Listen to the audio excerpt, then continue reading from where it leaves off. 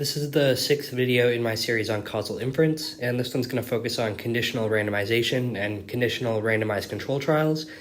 The last video focused on randomized control trials and how causal inference can be drawn from them with some assumptions. And if you're someone with a background in epidemiology, you know that with randomized control trials, their validity is not really in question compared to observational studies. So talking about assumptions to draw causal inference from randomized control trials might not be as useful to you as how under what conditions can an observational study be considered equivalent to a randomized control trial. Well, that's what this video is going to hopefully kind of help explain, basically how when we look at observational data, trying to conceive the randomized control trial that could have given rise to this data. So again, I need to acknowledge this book, What If by Miguel Hernan and James Robbins, as a lot of my ideas came, well, pretty much all of my ideas for this lecture series came from this book. This is, again, the hierarchy of causal inference, and we're still in the experimental randomized control trial part of it. So this is just kind of the running example I've been using, looking at the relationship between surgery compared to antibiotics and 1 year survival. So just some notation, again, surgery A equals 1 is surgically treated, A equals 0 is antibiotics. Y equals 1 means you're outcome positive, so that would be death, and survival would be Y equals 0. I guess that kind of contradicts how I phrase the question, greater 1 year survival. But yeah, in this case, just remember that being outcome positive, Y equals 1 is death. And prognosis is this third confounding variable that I guess for the purposes of this question, I'm just considering that it is a variable that encompasses like all confounding of this relationship between surgery and mortality. And that's being represented with the letter L, where L equals 1 is poor prognosis and L equals 0 is good prognosis. And again, this is when someone's outlined in blue, it means they have a poor prognosis.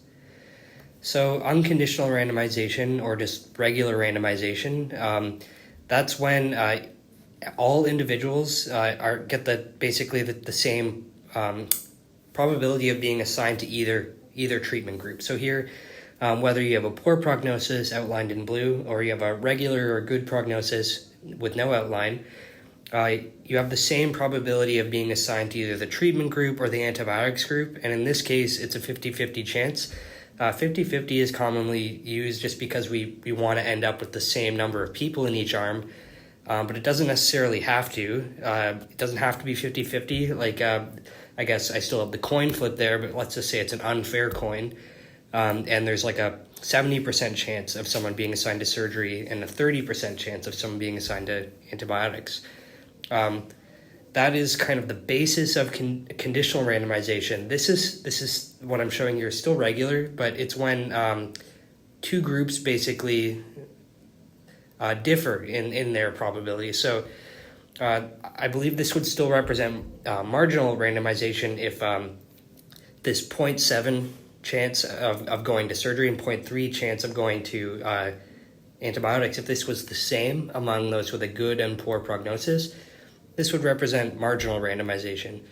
It's only when this probability differs between those within the strata of some other variable, here prognosis, where you can hear those with a poor prognosis here have an 80% chance of going to surgery and 20% chance of going to antibiotics. But those numbers differ if you have a good prognosis, where here it's a 12% chance of going to surgery and 88% chance of going to antibiotics. So if you're going to conditionally randomize like this, an obvious question is, where are these numbers coming from? Well, if we go back to our doctor example, where when a doctor's faced with someone with a poor prognosis, they're going to take that into account.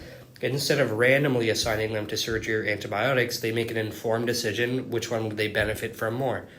And depending on the situation, I guess maybe people with a poor prognosis might require a more invasive and kind of drastic measure like surgery, so they're more likely to be assigned to the surgery group.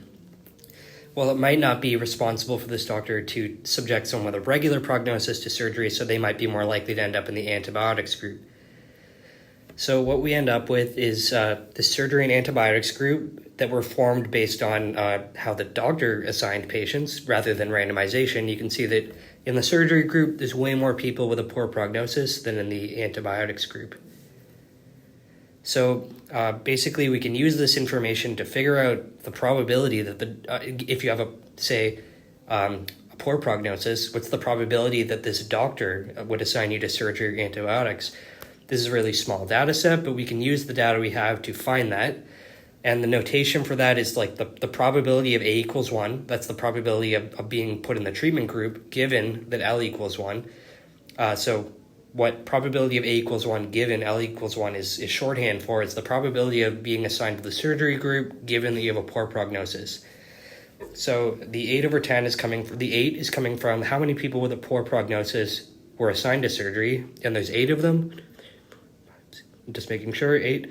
And how many is there in total? There's 2 in the antibiotics group, so that's 2 additional people. So you have an 8 in 10 or 80% chance of being assigned to the surgery group, given that you have a poor prognosis based on this data.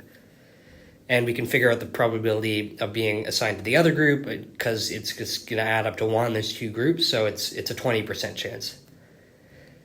And that's basically just where this randomized or conditional randomized control trial might have gotten those numbers for how they conditionally randomized the poor prognosis group.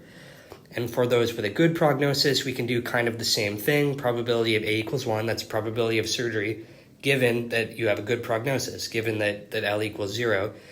There is 1 person in the surgery group with a good prognosis, and there are 1, 2, 3, 4, 5, 6, 7 individuals in the antibiotic group, so 8 in total. So you have a 1 in 8 chance of being assigned to surgery, or 0.12. It's really 0.125, but I don't like the 3 decimal thing. I'm just going to keep the 2 decimals. And yeah, we can figure out the probability of being assigned to the antibiotics group by just subtracting that from 1. And we get an 88% chance of going to the antibiotic group if you have a regular prognosis. Regular or good prognosis. And yeah, that's basically where those numbers come from. And we can now see how, let's just say we had this observational data, if this is all we had, this observational data that we're looking at, we can conceive a conditionally randomized experiment that gave rise to this, basically. And that's a very important link between a randomized control trial and an observational study, conceptually, that we can basically apply some assumptions to, and all of a sudden we're able to say, like, this observational study is essentially like a conditional randomized control trial. But the way we're just going through the flow of what a conditional randomized control trial assembly would look like is we'd have this group of people, and we'd have these built-in, we know the individual's probability of going to surgery or antibiotics given their prognosis. So now we have everything we need to assemble our cohort of people where this individual has a poor prognosis. So we do like a Bernoulli trial, like it's the equivalent of flipping a coin where the different faces of the coin aren't 50-50. There's an 80% chance of heads now and a 20% chance of tails. So we'd flip that unfair coin, and this individual with a poor prognosis is probably going to end up in the surgery group. Now this individual has a good prognosis, this other individual from the population, and now they have an 88% chance of going to the antibiotics group and a 12% chance of going to the surgery group. So we'd flip that other unfair coin, and they're likely to go to the antibiotics group. And we can continue that for all the individuals and end up with this surgery and antibiotics group. Where before, if you'll remember, with just regular randomization where everyone had a 50-50 chance, we ended up with a really even distribution of this poor prognosis confounder in the surgery and antibiotics group. So why didn't that happen this time? That didn't happen this time just because there was an unequal probability depending on your prognosis. So these two groups aren't marginally they're not marginally exchangeable. They're not exchangeable when taken as a group. So you can, and by that I mean there is significantly more people in the surgery group that have a poor prognosis. So if we see the outcomes mortality and we see that there's much more deaths in the surgery group, it's hard to attribute that to surgery or whether there's just more people with a poor prognosis in the surgery group. So yeah, it's not exchangeable. But we do get some exchangeability. We get conditional exchangeability when we look at the groups in a different way. So if we think of it as two separate randomized control trials where we, at the very beginning, stratified everyone by their prognosis. So now everyone with a poor prognosis is on the left and everyone with a good prognosis is on the right. If we think of these as two separate randomized control trials where we go through the entire population of applying these unfair coin trials, and we end up with these four groups basically.